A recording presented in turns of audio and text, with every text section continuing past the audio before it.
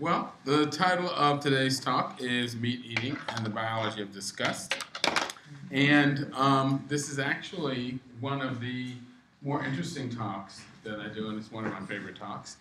And it's the talk that I tell people I can convince you that even though you may eat meat, you really don't like it. Now, I know that doesn't pertain to anybody here, but you'll be able, after seeing this lecture, to go home and convince your friends that even though they're still eating dead, rotting carcasses, they really don't like them. That's what this talk is all about. And so people have often asked me, well, how did you come up with this topic? And it turned out that I was doing some reading in the psychology literature on the phenomenon of disgust. Because disgust, as we will see as we move throughout this lecture, is one of the 6 basic human emotions that we're all born with. And when I looked at the things that all human beings around the world found disgusting, it turned out that they had some things in common, and they were describing essentially animal tissue in its unaltered form. I realized, wow, maybe that's why we have to do all the things that we do to animal flesh to make it palatable to us. But I don't want to give too much away. So without further ado, let's go ahead and proceed. And I like to start all my lectures off with a quote from the Bible. This is from the book of Revelation. It said, "And the Lord showed me a pure river of water of life, clear as crystal, and on either side of the river were the trees of life, which bear 12 manner of fruits, and the leaves of the trees were for the healing of the nations." And then I found this picture that had a tree that had a bunch of different fruits on it, and I thought that's kind of cute. So, by way of introduction, humans have the palate of an herbivore. We love and crave the taste, textures, colors, and varieties of plant foods. Although people often eat meat, we really don't like it, as you will see. That is why we're compelled to change its form, taste, and texture to make it acceptable and palatable. This lecture explores what our biology and psychology are trying to tell us about who we are as a species and what we should be eating as opposed to what many of us choose to eat. And I just wanted to put this little cartoon in here because this guy is really unclear on the concept of what health is all about. He says, "Well, yes, I'm extremely concerned about the health effects of radiation from Japan. Now pass me my bacon cheeseburger." Which one do you think is going to kill him first? So first we're going to address the question, look at the psychology and neurobiology of disgust. What exactly disgust is, where it's located in our brain. Disgust is a universal human emotion with a characteristic facial expression that is recognized across cultures. The disgust reflex is present in infants and is believed to be one of the 6 basic human emotions. Now, I choose to believe that she's feeding him eggplant because that's the same face I make when people feed me eggplant. The other 5 emotions are happiness, sadness, fear, anger, and surprise. From a teleological standpoint, all 6 of these emotions mediate appropriate interactions between individuals and the environment and among individuals within the larger social group. So these basic emotions serve to facilitate survival both for individuals and for our larger social group. Disgust is therefore a hardwired neural phenomenon that is an important survival reflex. And I'm just kind of sort of restating that a couple times because I want you guys to understand this is not something we're making up. This is not something we're inventing. This is not something we went to the store and bought. This is something that is in our brain. It is there to help us survive as an individual organism, but both as a species, because it's that important. Disgust improves survival both for the individual and the group by facilitating the rapid acquisition of persistent avoidance behaviors to potentially harmful phenomena. Now, what does that mean in plain English? Well, what that means is that if I am out walking in the field with this gentleman, Kevin, here in the green shirt, and I see him pick up something that looks like a piece of fruit, he bites into it, and then immediately spits it out and goes, ugh. I don't have to run over and put that in my mouth, okay? I know that whatever it was, is nasty, okay? So I've already learned from simply watching him and looking at his facial expression that whatever it was, is in fact not good to eat. And so even if Kevin, bless his heart, should die later on from having put that in his mouth, I won't, because I didn't put it in my mouth. You won't die. We're there for you. I'm not getting into that. MRI studies of our brain have shown that this disgust reflex is located in an area of the brain called the anterior insular cortex, which, as you can see where the arrow is pointing, is right there. And this area of the brain is also important in other stomach-related functions, such as recognizing unpleasant taste, nausea, and stomach sensations such as dyspepsia. Disgust is distinguishable from fear, which is another one of the basic emotions, in that while fear heightens activity in preparation for fight or flight, disgust promotes the suspension of activity. So, for instance, if suddenly there burst through that window a rabid animal, or say John Boehner, or Newt Gingrich, we would all jump up and either be ready to run or ready to fight for our lives. Whereas disgust, on the other hand, makes us want to stop doing whatever it is that we're doing. Disgust exerts strong negative effects on behavior that can be permanent and defy reason. We've all heard of these stories of people who've eaten something that made them sick and they can't stand the sight of it. And I just tell you, think about the last time your toothbrush fell in the toilet. Even if you fished it out, steam cleaned it with bleach, would you ever put it back in your mouth? No, because it's disgusting. Now, you know intellectually that toothbrush has no germs on it, but it is still disgusting because it was in the toilet, for God's sake. But that just tells you how powerful this emotion of disgust is. So the biological origin and purpose of the disgust facial expression and reflex is to cause us to reject and eject potentially harmful items before they cause ill health, and to rapidly transfer that learned avoidance behavior to our larger social group. Now, there are 3 domains of disgust. Current theories of disgust argue that the emotion of disgust falls into 3 functional domains. There's pathogen disgust, which is going to be the primary topic of our lecture. Then there's sexual disgust and moral disgust. Again, pathogen disgust, principal subject of this lecture, primarily concerned with protecting the individual and the social group from agents or behaviors that represent a proximal and imminent threat to life, limb, or health, and possibly social order.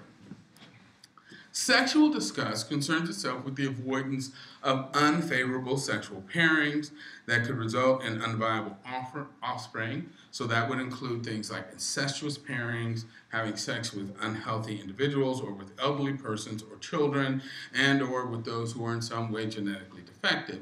And if you want to think of a good example of this, remember when Hugh Hefner was about to marry that 18-year-old girl, and it was, we all kind of went, that's disgusting. That's sexual disgust. Moral disgust pertains to social transgressions and antisocial behaviors such as lying, stealing, cheating, meanness or cruelty, and violence towards others, and so on.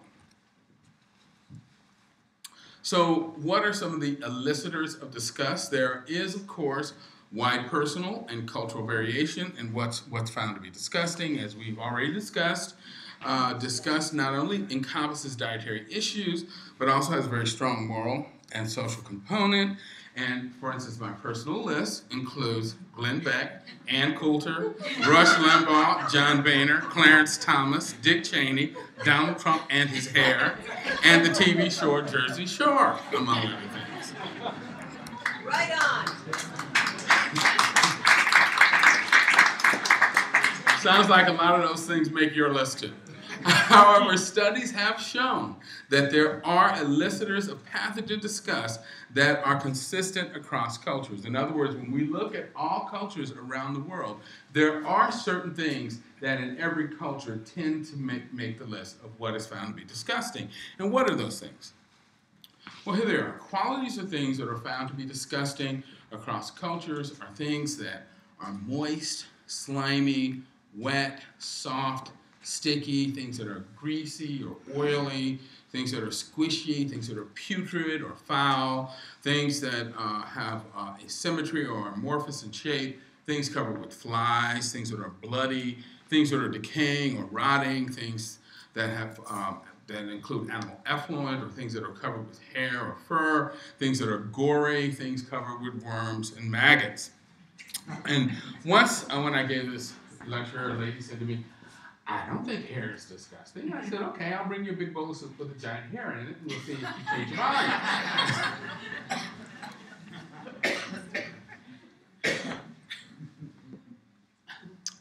All right, so now let's look at how we sense and perceive food, because of course that will determine how we identify things that are disgusting. To understand how we recognize and identify things that are disgusting, we must first understand how our brains see and perceive.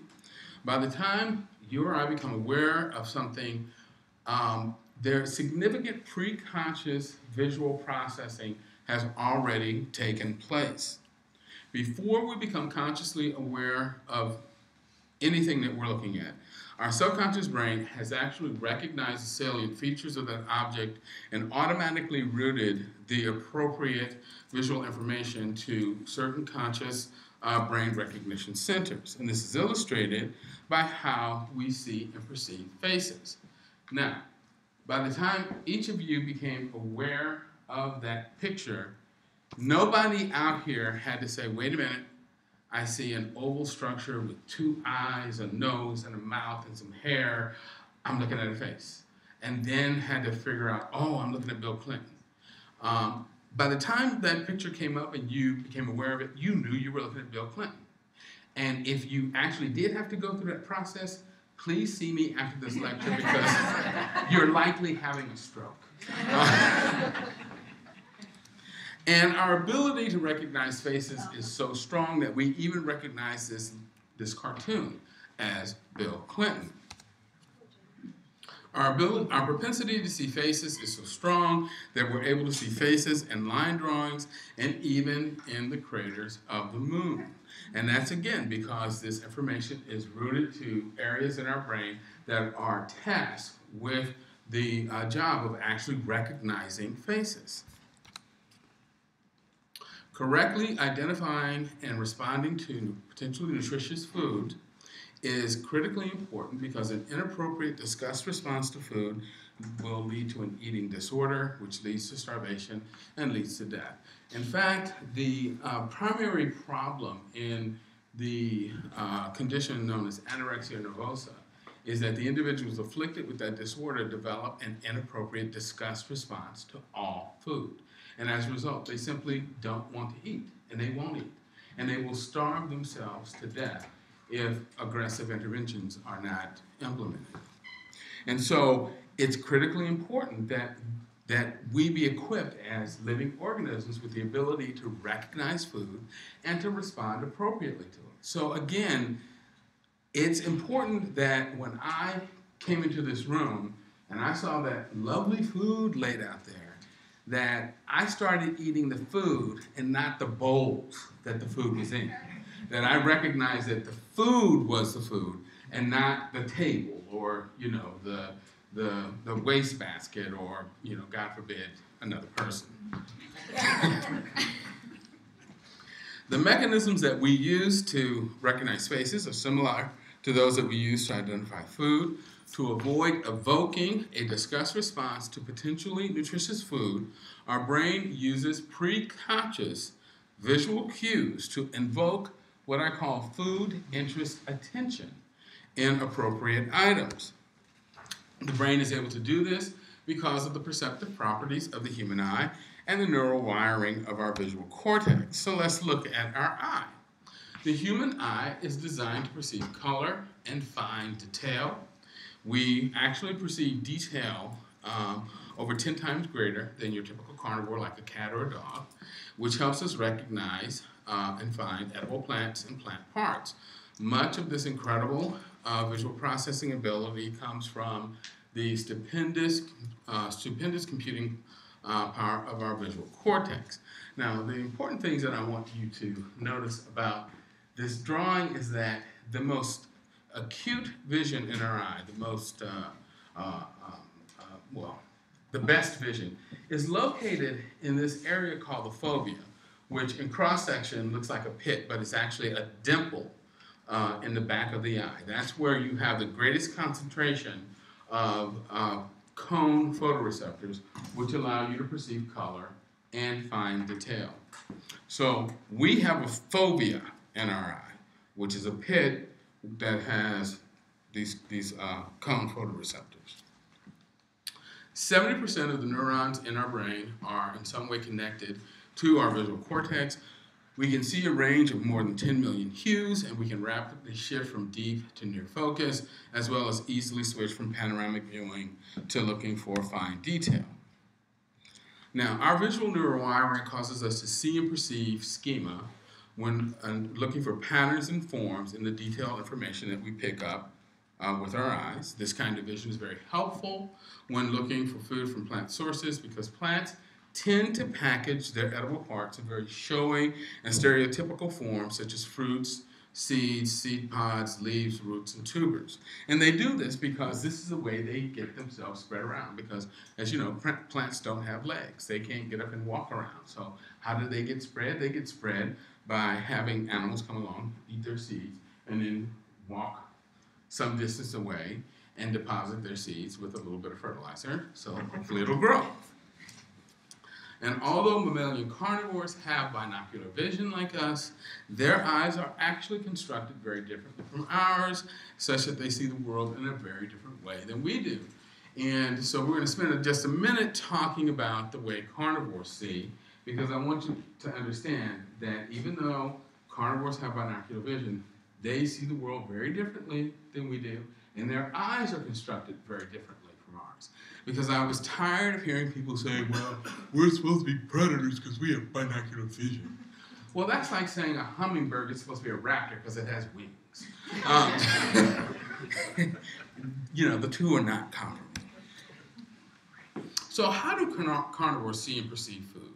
Pattern-oriented color vision would actually be a distinct disadvantage for a carnivore because it is more easily deceived by camouflage. The eyes of carnivores do not have trichromatic color vision because their retinas only have a limited number of one or two type of cone receptors. And I will tell you that when I first started doing, and I'm glad Ted's here because Ted is a radiologist. And when I first started doing my radiology rotations as a medical student and we were looking at CAT scans, I noticed the CAT scans were on a grayscale, a black and white grayscale.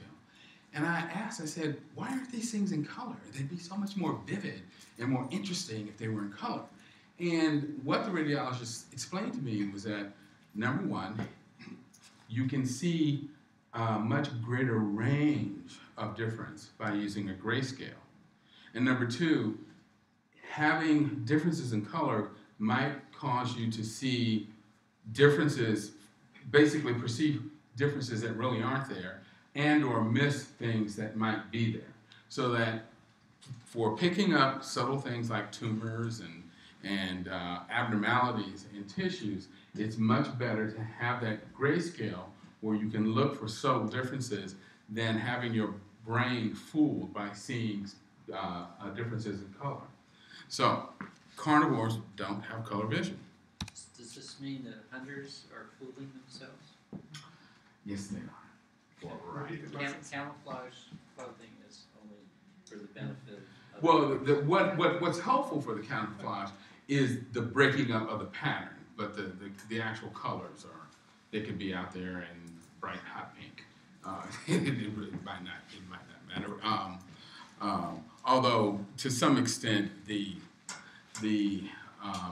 amount of light thrown off by their clothing might be perceived by the animals. But the eyes of carnivores contain mainly monochromatic rod photoreceptors that function best at night, and their eyes have a layer of reflective cells at the back of them called the tapetum lucidum that amplifies low light levels. This is why when you shine a light in your pet's eyes, their eyes shine, because they basically have a mirror at the back of their eye to amplify low light levels. Why is that? Well, it's because most carnivores hunt at night when their prey species are asleep. So they need some way to amplify the low light levels that are available at night so they can see well. And they basically have their own built-in night vision goggles. Now, I don't know how many of you watch TV, but there's this kind of funny Geico cartoon that's going or commercial that's out now where these antelope have night vision goggles, and they sort of see this lion trying to sneak up on them, and they tell him, "Carl, you need to become a vegan because we can see you." and they say, "Well, how happy are you? How happy are Geico customers?" They're happy as antelopes with night vision goggles. Well, carnivores have their own built-in night vision goggles.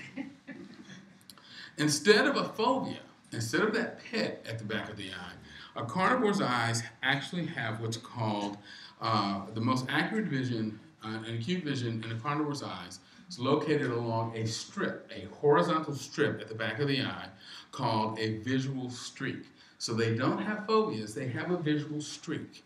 And this visual streak allows them to easily track movement. And not only do they easily track movement, but whenever something moves across that visual streak, they are stimulated to chase it, which is why if you drag a string or a feather in front of your cat or something in front of your dog, they can't help themselves. They have to run after it because they're hardwired to chase things that are moving. Anything moving across that visual streak, they're stimulated to chase it. And the visual streak enables them to easily track movement, and the tapetum allows them to see well and hunt at night. They see at least 6 times better at night than we do.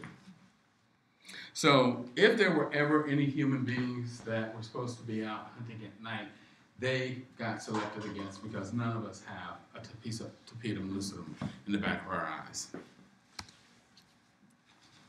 Carnivores see the world in a black and white pixel mosaic that is geared towards detecting movement. Well, why is that?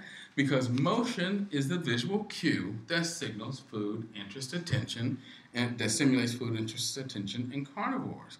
And this is very easy to understand. They're hardwired to chase anything that moves because if something is moving, it can likely be eaten because there are no motors or automatic anything in nature. Anything that's moving in nature typically is alive. And if something is alive, that means it can probably be eaten.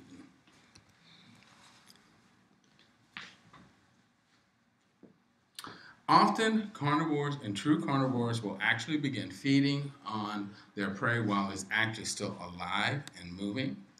Natural meat eaters are actually stimulated by bloody raw flesh. True predators also willingly eat putrid, rotting flesh. These animals will kill without reservation or remorse, especially if their prey is perceived to be weak, sick, or vulnerable, such as the young, old, or disabled. And attacking the weak, sick, or vulnerable usually provokes moral disgust in humans. Very interesting. Now let's look at how we see and perceive food.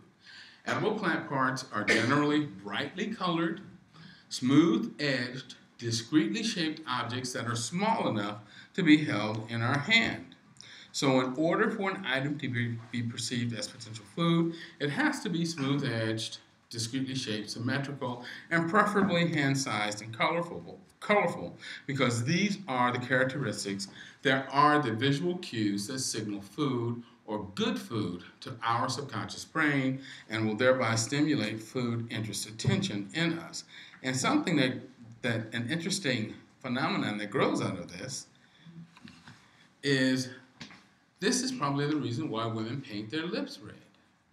It's likely that the full, rounded, luminously red lips mimic the appeal of ripe fruit and stimulate men to want to kiss and eat the lips. Amen.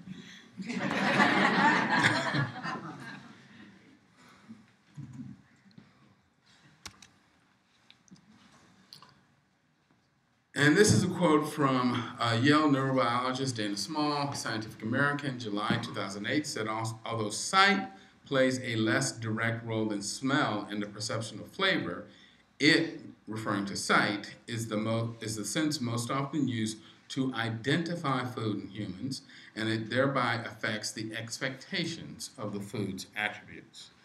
And just looking at some typical edible plant parts, you can see again, they're all brightly colored, smooth-edged, and small enough to be held in our hands.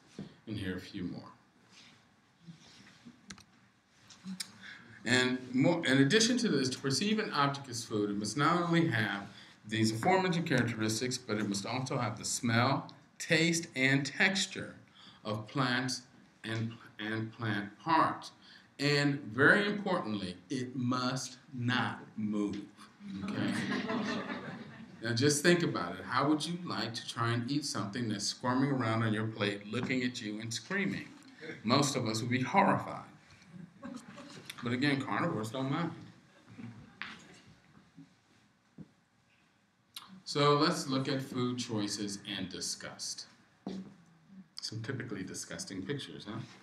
So just to review, we're going to review those elicitors of disgust: moist, slimy, wet, soft, sticky, greasy, oily, foul, squishy, putrid, foul, asymmetric, amorphous in shape, things covered with flies, blood, decaying, rotting, animal effluent, hair, fur, gore, worms, and maggots.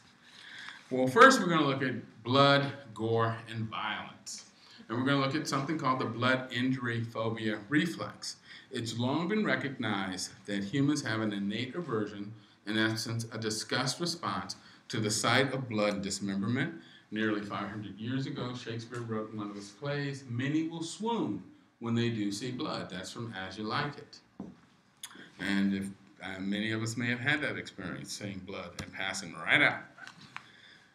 Lightheadedness or fainting at the sight of blood or dismemberment is equally common in both men and women, though some argue that men are actually somewhat more likely to faint at the sight of blood than women.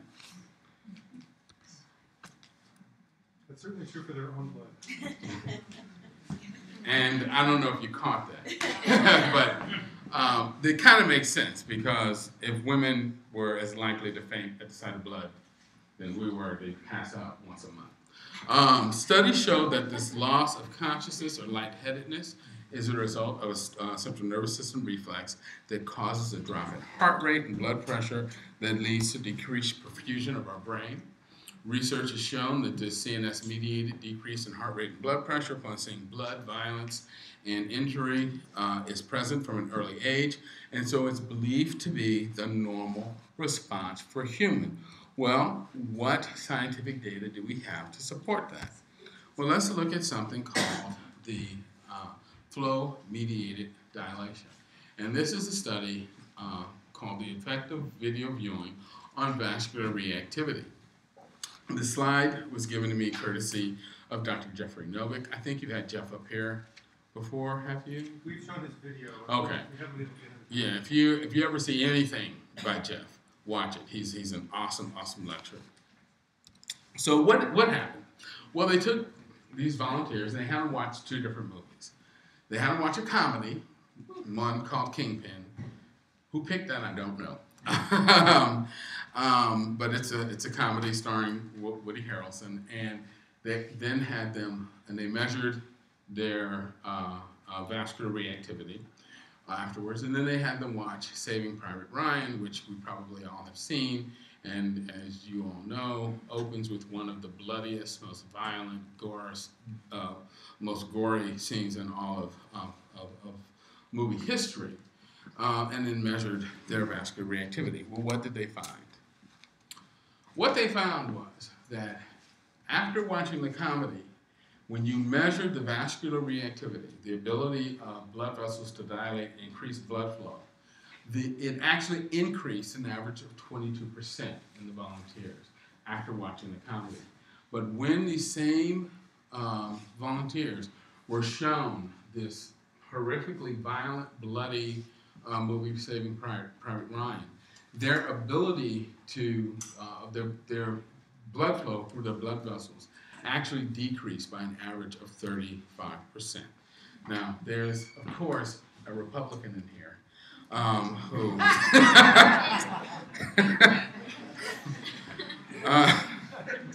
who I just don't know what to say about him. But We're not a political organization, please. yeah, Welcome, but yeah. He can say that, but yeah. All right. The reasons for the presence of this reflex in humans have been extensively debated. Some people with limited knowledge have said that, well, maybe we developed this blood injury phobia reflex as a way of warding off predation by playing dead. You know, when something is trying to kill you and eat you, you lay down and play dead and it'll stop, right? Well, that doesn't make a whole lot of sense because a dead, bleeding victim is exactly the result a predator is trying to achieve. So if something is trying to eat you, laying down and pretending to be food is really not going to stop it from trying to eat you. When scentless newborn fawns lie motionless on the savannah or, you know, on the American plains, they're not playing dead. What they're, in fact, doing is trying to mimic an inanimate, inert object. Because as I told you before, carnivores don't see detail well. So if these animals don't move, the carnivore cannot distinguish them from the background. And if they don't have any scent, they can't smell them. And so they go out looking for them, but they can't find them because that fawn that's laying there looks like a rock. And they can't smell it, and they will walk right past it. And that's one of the reasons that one of the first things carnivores do when they start hunting, and certainly the pack, the carnivores that hunt in packs, is they try to spook the herd into running so that they can start to distinguish them from the background and pick out which ones to chase. The sight and smell of blood are in fact stimulatory to carnivores and will likely spur them to begin feeding once their prey stop moving.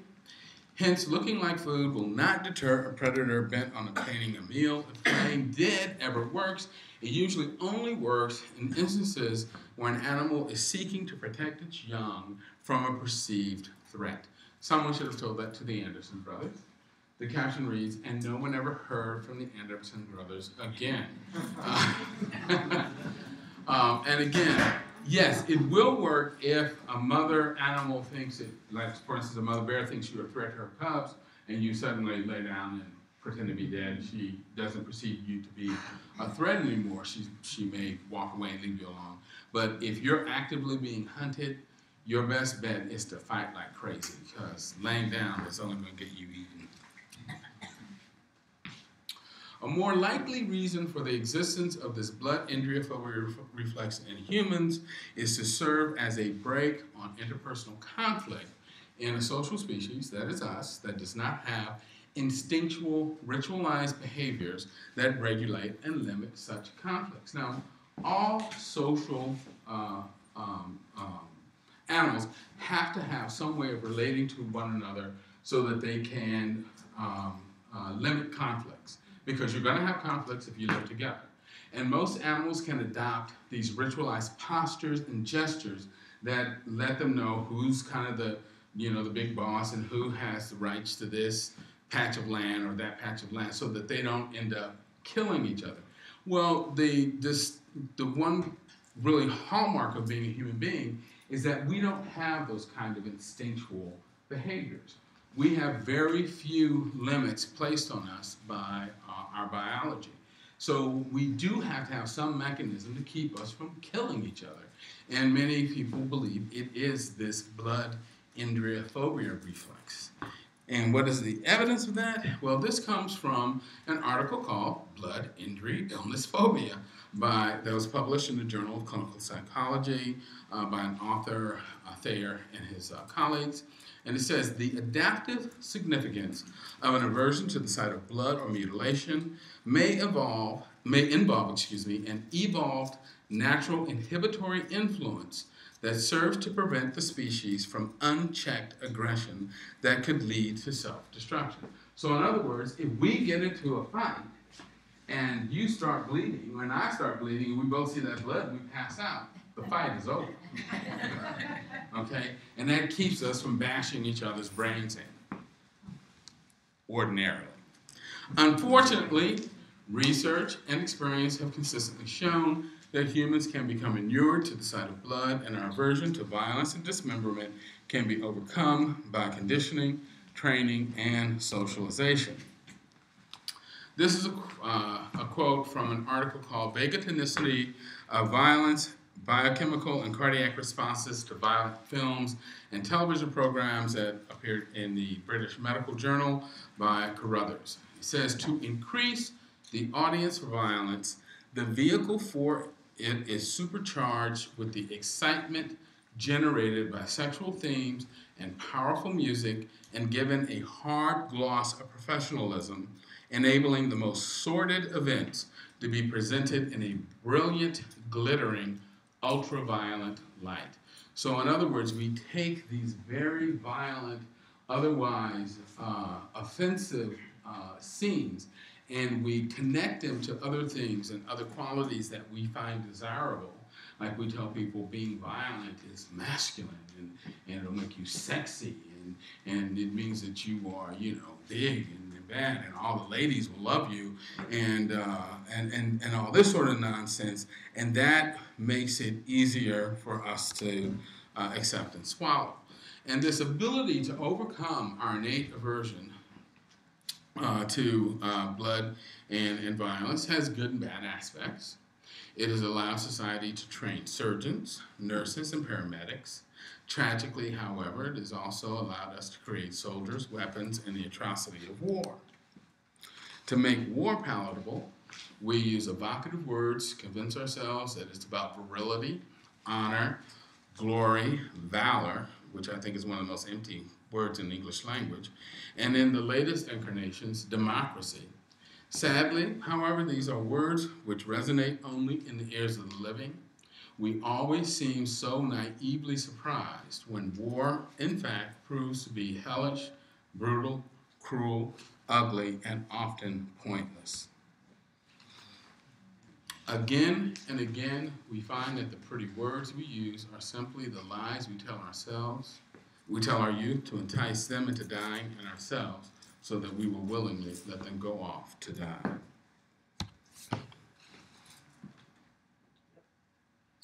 The bottom line is that humankind's distaste for blood, bloodletting, and violence is probably why we have created specific professional classes such as soldiers, butchers, and executioners to perform the tasks that we personally find repellent, but then we leave them to deal with the post-traumatic stress disorder and other negative psychological fallout that stem from violating our intrinsic nature.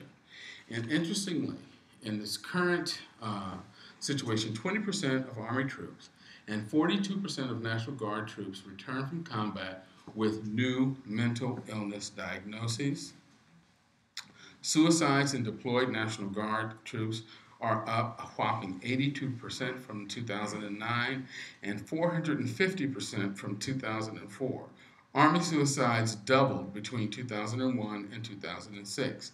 And one of the reasons that people suspect that the suicides are greater in the National Guard troops as opposed to the Army troops is the fact that the National Guard troops tend to return to civilian life more quickly than the Army, whereas the individuals in the Army have their comrades to kind of help see them through. The National Guard troops don't have that kind of camaraderie to help support them.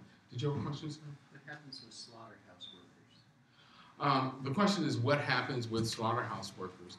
And that's a very interesting question because there is some evidence that slaughterhouse workers can also experience some of the psychological trauma as well. But again, over time, because they convince themselves, I have to do this to support my family, to make a living, they sort of force themselves to go through it.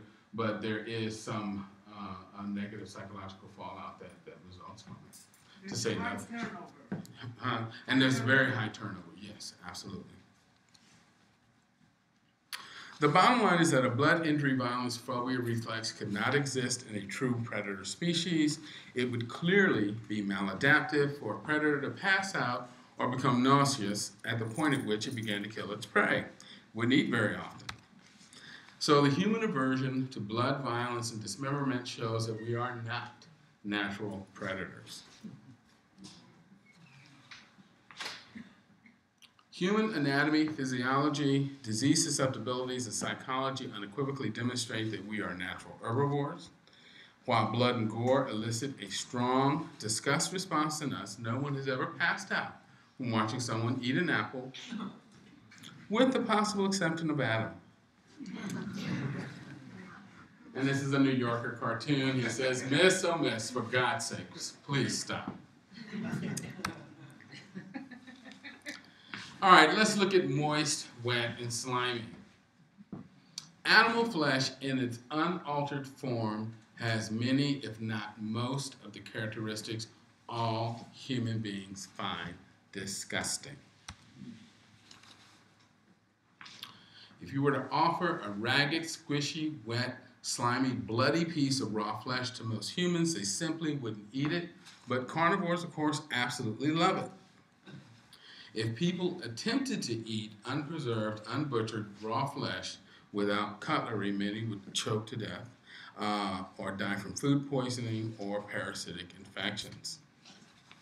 This is particularly true if the flesh has started to rot and is covered with disease-causing organisms like flies, beetles, maggots, and pathogenic bacteria. The smell of rotting flesh is perceived by humans as a malodorous stench, and it induces a nausea and retching, vomiting reflex in us that will cause us to throw up whatever it is that we have eaten in an attempt to rid our bodies of potentially dangerous or harmful material. This is the brain's way of saying, don't even think of trying to eat this stuff. Our innate aversion to raw and putrid animal flesh is a survival mechanism meant to protect us from ingesting things we're not designed to eat and that could kill us by causing us to choke to death or die from infectious agents. Now, carnivores, by contrast, are actually drawn to decaying flesh and will dine on it for several days with absolutely no ill effects whatsoever. They'll kill something and stash their carcass under a pile of dirt and leaves, and it'll rot away, and they'll come back and they'll eat on it until it's gone. They don't have a problem with it. And there have been some unfortunate instances during times of war where carnivores have come along and dug up the decaying corpses of servicemen and civilians and actually dined on them for food. Because to them, a rotting carcass is just food. So the reason that we first skin, pluck, bleed, and then cut and shape animal flesh into these rounded, smooth-edged, hand-sized objects is so that it will mimic edible plant parts and thereby circumvent our disgust response. That's why we can't eat it in its native form. That's why we have to change it, because in its native, unaltered form, we are disgusted by it, and we're trying to make it mimic these edible plant parts. So why is it that asymmetry, roundness, and smoothness is so important and attractive to us? It's because asymmetry in plant tissues is generally a sign or signal of disease and equates with poor nutritive value.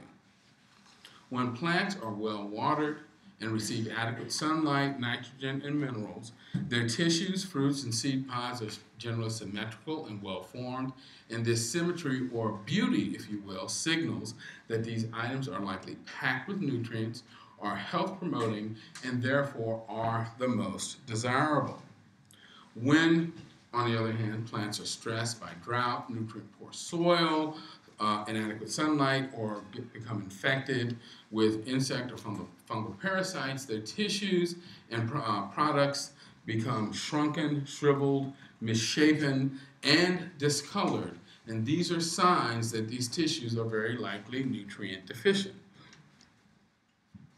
By contrast, true predators actually desire and actively look for asymmetry in their prey because these animals are likely to be lame, stupid, or defective in some way and therefore easier to catch. So if you're a predator and you're out on the savannah looking for something to eat and you see a three-legged antelope and you see a big robust antelope with antlers, which one are you going to chase? The one with 3 legs. Because that one can't run as fast, he's not going to be able to fight as well, and he's going to be an easier meal for you to grab. So you actually want that defective looking food. You don't want the big, healthy, robust looking food. Well, why is this important? This brings up something I call the beauty paradigm and species destruction. Species survival in nature is fundamentally a question of energy out versus energy in, meaning if animals expend more energy procuring their food than they can extract from the food that they obtain, they will obviously starve to death and cease to exist as a species. For this reason, all true predator species seek, in essence, ugly food. That is, they desire food that requires a minimum expenditure of energy to obtain. This means they will not and do not waste time and energy pursuing the strongest and healthiest members of their prey species. Instead, they pursue the sick, the old, the lame, the stupid, or the very young, and they look for food that is already dead. Behaving in this manner ensures that they will ultimately strengthen the gene pool of the species that they prey on by weeding out the less fit. Is that clear to everybody? Because that's very, very important. But you contrast that with herbivores who actually seek the healthiest, most robust plants. They actually want the great migrations that take place in Africa and on the American savanna take place because these animals are actually moving from place to place looking for fresher, more verdant foliage, more healthier, more nutritious, more beautiful plants. Why? Because it is the most nutritious. When we as humans, because of our herbivore mindset, cull the most beautiful and robust members of the species that we choose to prey on, we are in effect weakening the gene pool of these species, and that is why we tend to drive so many species towards extinction, because we destroy them, because if we are using what is essentially the mindset of a plant eater, but we're using it to prey on animals. So that we're not looking for the weak and the defective. We want the big, strong, and beautiful, but that's the exact opposite of what nature intended. Is that point clear to everyone? That is one of the reasons predation by human beings is so environmentally destructive.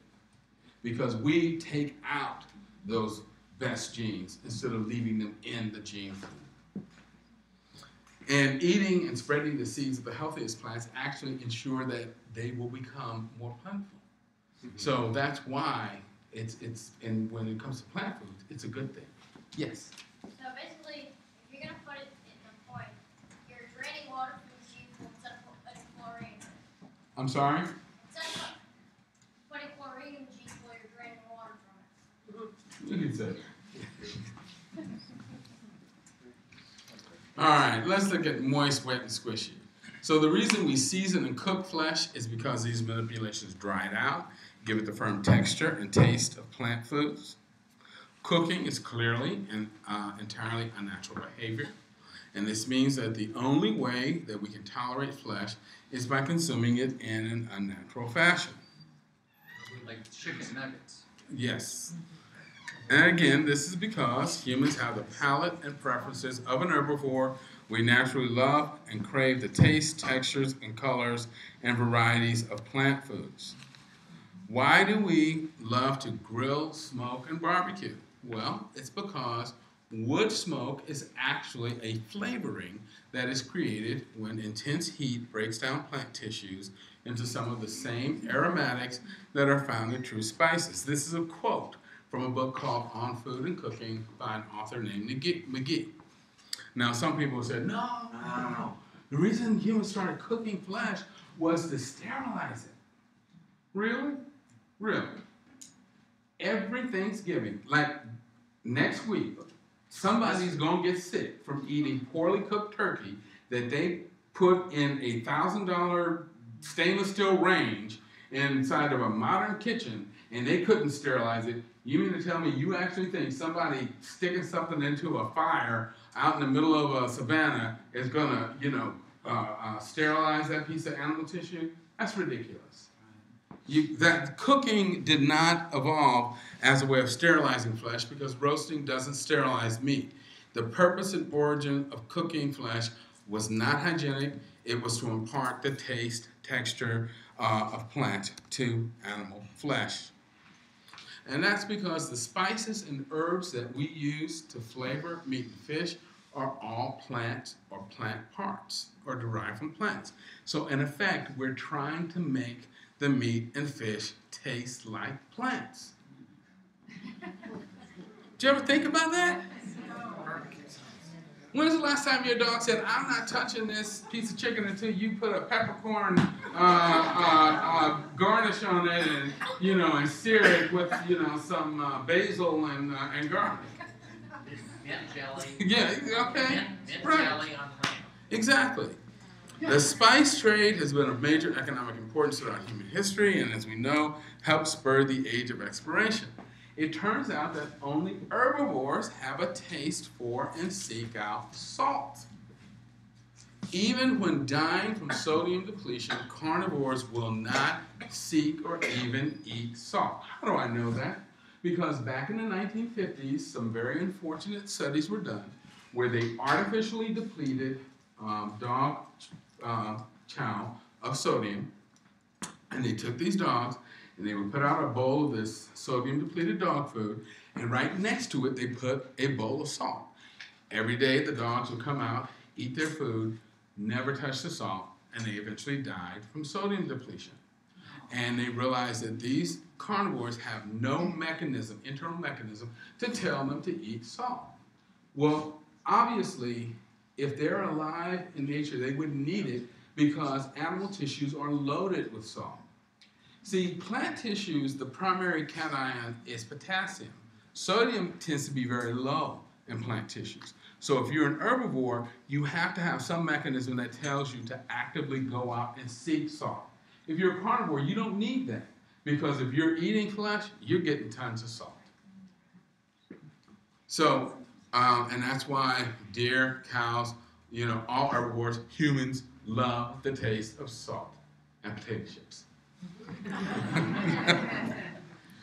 And searching for salt has been a major pursuit of every human society. Throughout history, salt has been an important and prized commodity. Cities were often founded in places with natural salt formations. The words salary and soldier were actually from words that originally meant salt, because years ago, that's how soldiers were paid, with salt. So, our manipulations of animal flesh are all designed to circumvent our disgust reflex. We try to make meat taste and smell like plants by cooking, seasoning, and marinating it in herbs, spices, and other plant products. We give it the texture of plants by bleeding, drying, cooking, and breading and frying it. We then try to make it look like plants by skinning, plucking, cutting, and shaping it and covering it with these brightly colored sauces and garnishes.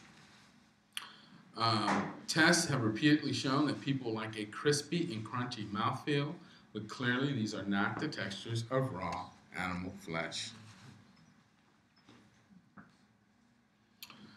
So this says a ghastly proposition. What would that be? Well, if you can read backwards, it says do it yourself. He's handing the guy a saw. You want to butcher this animal, you do it yourself. And that would be a ghastly proposition. In summary, humans do not like animal flesh in its unaltered native form. So, why did we seek to circumvent our disgust response? Why did we do that? I would ask, are we just stupid? But might get an answer to that.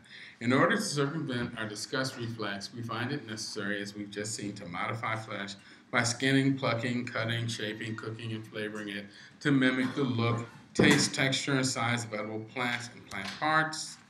Humans found it necessary to do this to overcome our innate aversion and disgust response to animal flesh so that we could use animals for the calories that weren't available from plants in temperate areas during winter months. So as we migrated out of equatorial regions to more temperate areas, we started to use animals to obtain the calories that weren't available during winter months, but we had to do something to that animal tissue to make it acceptable, and that's how we came up with these ways of manipulating it. But why did we develop a disgust response to animal flesh in the first place? Well, because for an herbivorous species in a primitive environment, eating flesh carries a significant risk of death from choking or gastrointestinal infection. In equatorial regions, plant foods are abundant year-round, and attempting to hunt is therefore energetically wasteful because the energy content of plant foods and wild game are nearly equal, such that expending energy hunting does not improve survival.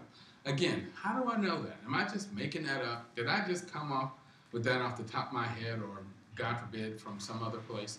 No. Actually, a researcher by the name of Dr. Boyd Eaton from Emory University went to Africa, and he did a study where he looked at commonly eaten plant foods by Stone Age societies there versus commonly eaten game animals. And what he found was that the game animals had an energy content of 1.41 calories per gram, but the wild plant foods had an energy content of 1.29 calories per gram. Well, who remembers how to round up and round down in arithmetic? You got 1.4 versus 1.3. That's no statistical difference.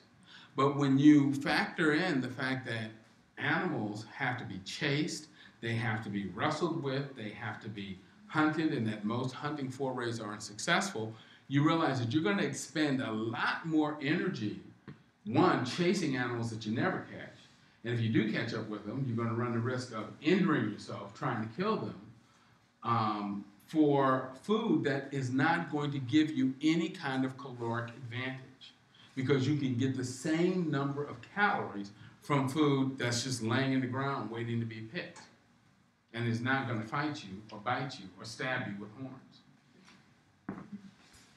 So in that setting, hunting does not improve survival.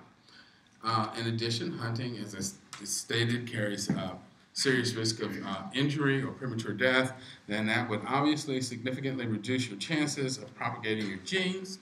But wild plants are in fact more nutritious because they not only have the calories, but they also have a higher content of vitamins, antioxidants, phytochemicals, and fiber, and they lack the pathogenic bacteria and viruses that are often found in animal tissues. Lastly, a distaste for violence and killing is a necessary prerequisite for a social species whose survival was dependent upon cooperation, interdependence, and the sharing of food resources, which have always been hallmarks of human societies. Killing is so antithetical to our innate nature that in every human society, all killing, whether it be an animal or human, must be considered justifiable. Killing for the sake of killing is universally viewed as reprehensible. And we all know that whenever a new serial killer pops up, one of the first things they say is, yeah, that boy used to go out to the woods and kill a little farm, little animals. You know, I mean, because we recognize that propensity to kill without justification as being evidence of a serious character defect. Yes, ma'am. This is important. As of this summer, the Veterans Administration has recognized that separate from post-traumatic stress disorder, there is another injury that all veterans have sustained, and that is a moral injury that they were required to kill as a condition of employment. This is such a Wow. breakthrough. Oh, It's called a I'd like to. moral injury. Moral injury. Well, I'm gonna have to look for that because that's obviously right up, exactly what I'm talking about. And again, this is in contrast to the true carnivores, which kill without reservation or remorse. Out of this inherited aversion to bloodletting and violence grows our sense of morality and ethics, which causes us to create laws and judicial systems. It also leads us to reject and ostracize selfish, violent-prone individuals, and to promote the greater good through philanthropy, such as these individuals working with Habitat for Humanity, cooperation, such as these individuals working on an agricultural farm, and through cooperation, caring, and sharing, such as these individuals helping each other and us, the less fortunate, at a soup kitchen.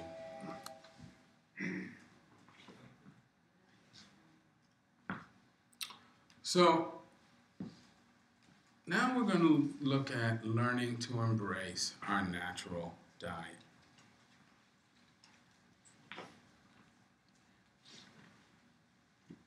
Can I ask one question? Sure. Because it relates to what we were just Oh, talking sure. Huh? People in the tropics, though, weren't all vegetarian, though, correct? I mean, they were, and even, of course, today, now, with modern guns and weapons, Sure. it's easier to kill. But how about in a, earlier stage?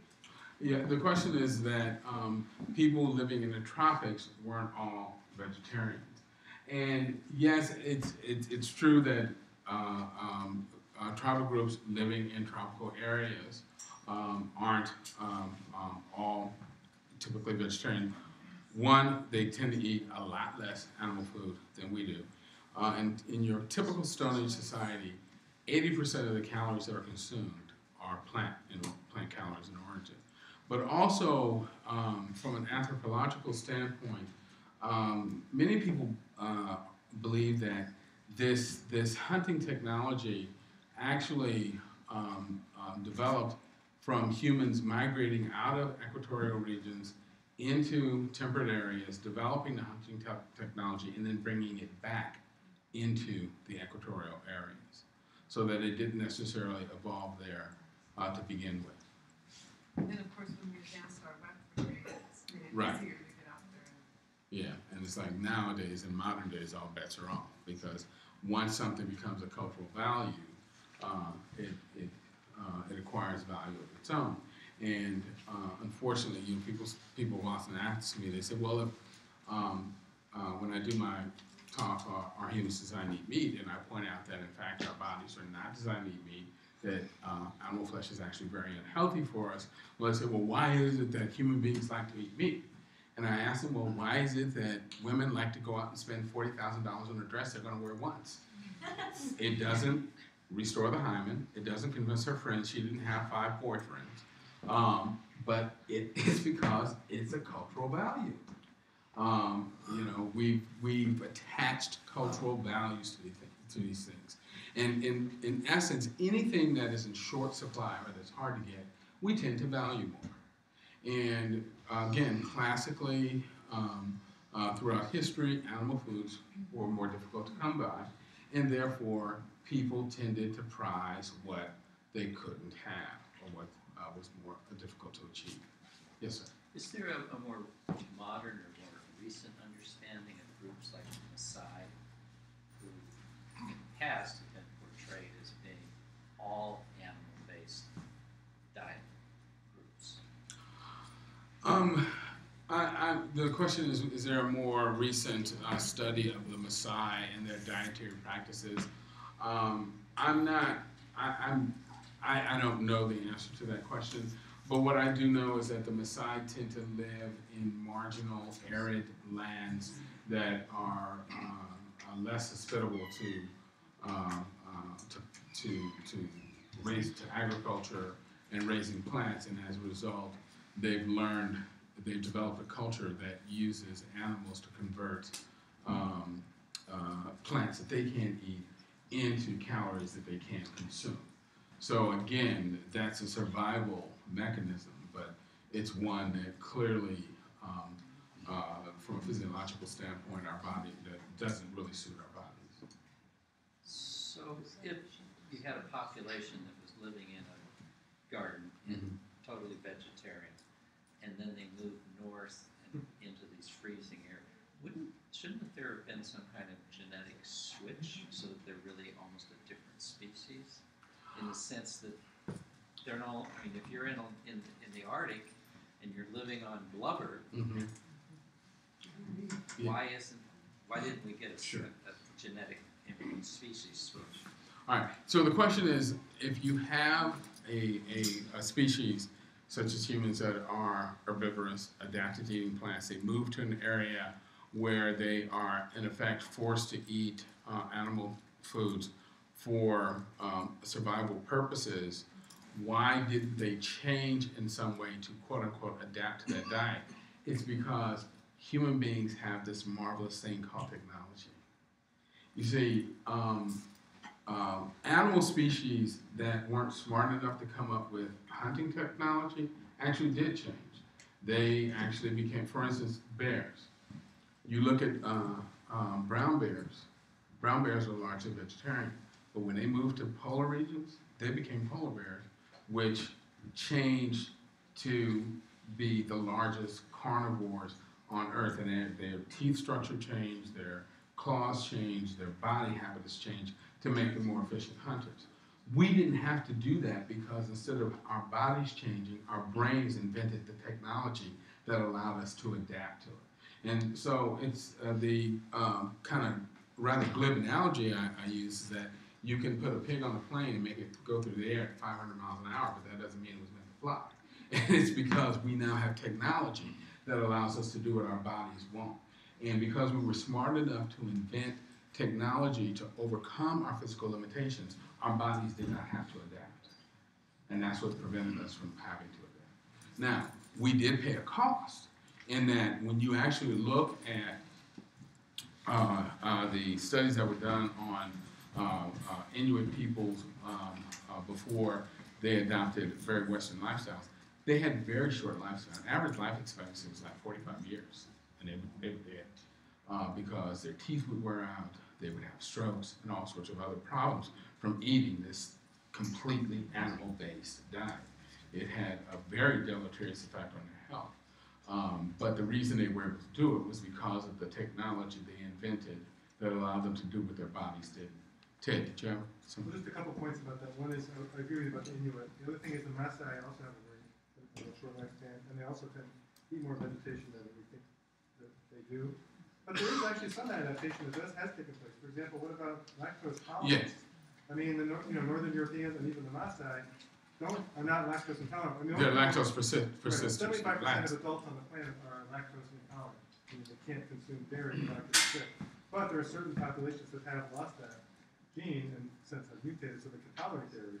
So that actually is there has been some mild adaptation in selecting for people who actually continue to make the enzyme lactase as they after they become adults, so they can eat dairy foods. You find this in dairy cultures, but there's really been no adaptation to flesh consumption, and that's because we have knives and spears and all these other things to do with what our bodies want.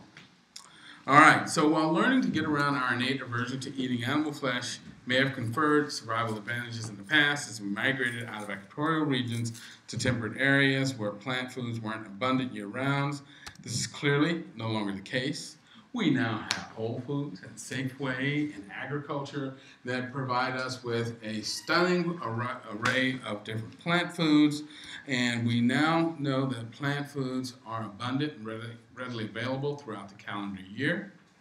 And as it turns out, science has shown us that a plant-based diet is the healthiest diet we can consume once we are weaned, and this diet is also the best diet for our planet. And this begs the question, how green is your diet? Animal-based agriculture is one of the major contributors to massive increases in greenhouse gases, such as carbon dioxide, nitrous oxide, and methane, which are responsible for causing global warming and climate change. After energy production, raising animals for consumption is the number one cause of global warming and is responsible for 18% of greenhouse gas emissions, and that is more than the greenhouse gases that are produced by all of the cars, trucks, trains, and planes combined. And down here at the bottom it says cattle emit huge amounts of methane that have a warming effect 23 times greater than carbon dioxide, and they also emit large amounts of nitrous oxide, which actually has a warming effect over 296 times as potent as carbon dioxide, which is why I've labeled this a really, really inconvenient truth. And I was so annoyed when Al Gore got that Nobel Prize because he knew this information and chose to ignore it. And I would just like to take that Nobel Prize and, well, I'll just leave that to your imagination. What about my increase in gas output since I became a vegan?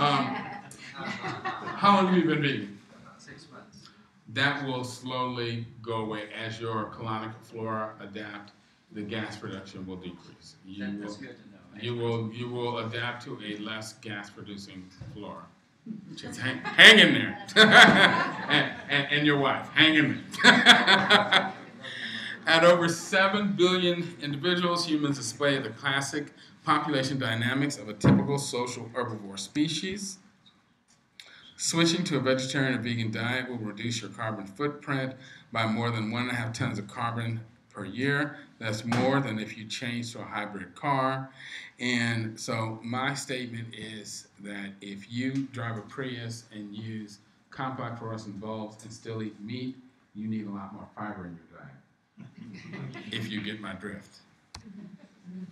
Because you're full of it. Books such as Beyond Beef, The Empty Ocean, and Water Follies document the destructive impact our animal food addiction has on our planet. In Beyond Beef, Jeremy Rifkin highlights the true cost of and the problems associated with beef production, including the famine, waste, and environmental destruction resulting from overgrazing cattle and raising rainforests to raise beef for export. Since the 1970s, over 25% of Central American rainforests have been cleared for cattle pasture. He also documents the toxic effects of billions of tons of animal waste. Over 11,000 tons are produced per second in this country. The misuse of water resources, over 50% of the annual water use in the United States is for raising livestock. And the massive amounts of fossil fuels used as both fuel and petroleum-based fertilizers and as fuel for the farm equipment that are used to grow grain that we then turn around and feed to farm animals. And it says fossil fuel-based farming contributes to global warming by using non-renewable and poorly recycled forms of carbon. While Rifkin's book only deals with beef, the issues that he raised are also germane to poultry and pork production as well.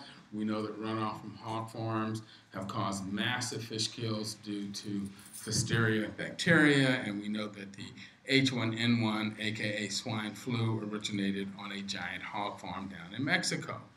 In Water Follies, Robert Glennon explores the negative impact or overuse of groundwater for irrigation and agribusiness has on the environment, including ground salinization, and how this widespread use portends a crisis of widespread water scarcity.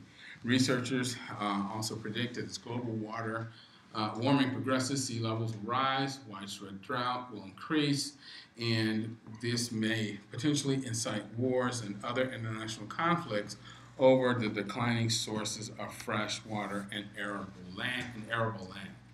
The Empty Ocean documents how human predation has caused the collapse of major fish stocks and threatens others. Many species have declined by more than 90%. Author Richard Ellis argues that human activities are driving many marine species towards extinction. Many animals are killed as unwanted bycatch, such as this sea turtle. And we are destroying the architecture of the ocean by scouring reefs through reckless, indiscriminate bottom trawling. This is a reef before bottom trawling for shrimp. And this is what it looks like after they drag that big sledge through there just so that they can get the shrimp. It's just horrible what we're doing to the oceans. And the 2006 census study predicts that all commercially fished species will collapse by 2050 if our current fishing trends continue. What does the government do about it? I mean, they talk about coal and gas and The question is, what is the government doing about this? Not a lot, because the people in the government like to eat meat, which is why this movement has got to go from the grassroots up. And then lastly, I just want to touch on overt versus covert environmental damage, because these preceding instances of how our animal waste diets negatively affect the environment were examples of overt human impact. There are other less direct but equally harmful covert instances of the negative impact our dietary choices have on our environment. An example is the human-driven depletion of wild salmon populations. Salmon are the currency of biological richness. This is a quote from a PBS special on salmon, and it details how alpine rivers and streams are generally clear and clean, and as a consequence, very nutrient poor. The annual and often year-long migration of various species of salmon upstream up to their birth, rivers and tributaries, actually represents a massive and necessary transfer of nutrients from the ocean back to these alpine river watershed ecosystems. Salmon deliver nutrients directly to rivers and streams when they die and decay after spawning, and they also enrich the entire ecosystem by becoming food for the animals and insects in that ecosystem and fertilizing the plant life through the droppings that are deposited by the organisms that are fed on them, as well as by the bodies of the animals after they themselves die. Now, while the primary cause of the decline in Pacific Northwest salmon populations has been habitat destruction and the damming of river systems, the unnecessary added pressure of commercial fishing, which takes out over 100,000 tons of salmon every year, constitutes a potentially unsustainable, deleterious, discretionary burden of clearly questionable validity. By contributing to the depletion of Pacific salmon runs, we're damaging entire ecosystems in unknown ways because we are removing a major source of vital nutrients. Given that these ecosystems developed over millennia dependent upon the annual infusion of these marine nutrients and organic materials into the environment by the returning Pacific salmon populations, it is a safe inference that this massive and long-term removal of these nutrients cannot help but have a baleful and far-reaching effect on both the fauna and flora of these regions. When we catch and consume huge amounts of Pacific salmon, we are in effect intercepting nutrients nature had targeted to northwestern ecosystems and tying them up in our bodies instead. We then eventually lock these nutrients away in the sediment of sewage treatment plants, the detritus of landfills and septic tanks, and in cemeteries that are far removed from their intended destinations. What the ultimate impact and effect of this wholesale transfer of nutrients out of these ecosystems will be is unclear, and may not be known for generations. So I'm going to leave you with this thought. At some point in our future, assuming there is one, when magnificent species like bluefin tuna and swordfish no longer exist, children will ask what became of these ancient, ineffable, and irreplaceable creatures, and what on earth are we going to tell them? What are we going to say? That we destroyed them for something as ephemeral, crass, and unimportant as the way they tasted? If we do, that will be a truly sad and tragic legacy.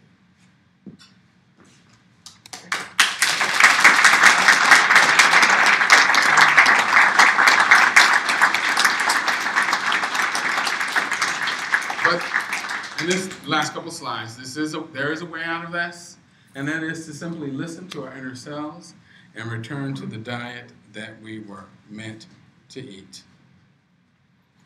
So, in closing, I just want to leave you with these thoughts. Our ability as humans to reprogram ourselves is both our greatest strength and our greatest weakness.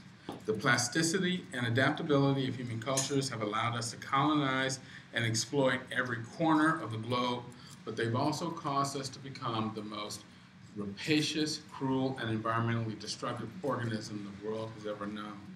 We're moving beyond our natural diet, once conferred survival advantages on peripatetic adventurers. It now wreaks havoc on our health and on the earth and its ecology. We have been spectacularly successful as a species, but that very success makes it more important than ever that we learn to live within our true ecological niche as herbivores. We must do this not only for our own health and collective well-being, but for the benefit of the planet and its other inhabitants as well. And I will leave you with the words, prophecy from the book of Isaiah. It says, the wolf also shall dwell with the lamb, and the leopard shall lie down with the young goat, the calf and the young lion and the fatling together. The cow and the bear shall graze, and their young ones shall lie down together, and the lion shall eat straw like the ox. They shall not hurt nor destroy in all my holy mountain, for the earth shall be full of the knowledge of the Lord. This is from Isaiah chapter 11. Let's hasten that day by all choosing to become vegan. Thank you for your time.